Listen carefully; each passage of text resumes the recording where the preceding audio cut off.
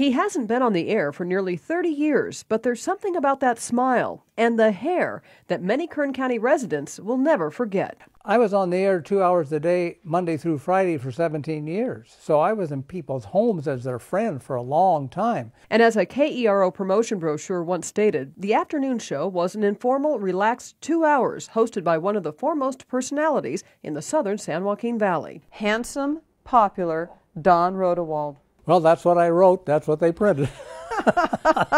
Don hasn't been in our living room since 1973, a fact that gets Don some interesting comments these days. What is the reaction you get when you're walking down the street I get such funny reactions when people see me.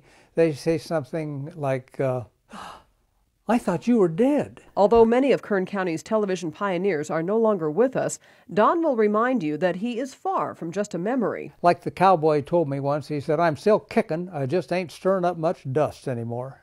2 years after KERO signed on the air in 1953, Don made the switch from radio and started a truly new and fascinating career. You can't believe how exciting it was to be involved in this brand new medium, and nobody knew what to do. We were experimenting all the time. The afternoon show, which was also known as Matinee, had something for everyone who loved movies, contests, and interviews, but its largest audience was women. The man did stop me one time and say, I got to tell you, you spend more time with my wife than I do.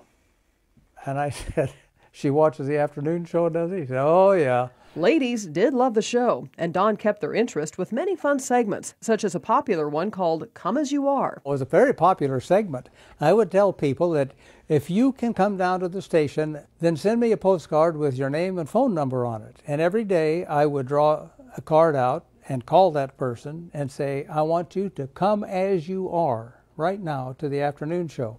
Then I would interview them and give them prizes. And it was hysterical what some of them would bring down. Some would come down carrying an iron. One woman came in carrying a chicken. I caught a woman in the shower one time. I was going to say. And she was fortunately a good sport and her cute little thing. And she came down in a big bath towel. Don't you miss stuff like this on TV today? Yes. You just don't get this. It was a gas. And as if live television wasn't challenging enough, Don recalls one incident when some professional models caused a slight distraction for the crew. And they were changing their clothes right off camera, and you should have seen the chaos of people trying to keep their minds on what they were talking about, except for And this is when you're on camera. Yes. Doing your, well, how are you keeping your eyes on what you're supposed to be doing? Discipline. That kind of fun doesn't last. And after KERO, Don spent 18 years teaching at Bakersfield College. I started working there in '69. So from '69 to '73, I was doing both.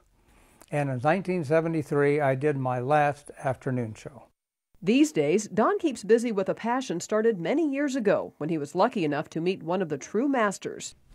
Willie Moscone, when I played a game with him when the March of Dimes came to Bakersfield in the 60s, they wanted somebody to make a fool of themselves playing a game with him. And since I was high profile, who better to make fun of? Yeah, they asked me to do it. And I did it just so I could be that close to him and watch him. And he was spectacular. Don Rodewald has left an equally strong impression on our viewers, from that timeless hairstyle. That has not changed since 1950. To his trademark sign-off. And I said, hope you had a good time, and till tomorrow at 3 when it's just you and me. Don Rodewald will remain a cornerstone of KERO.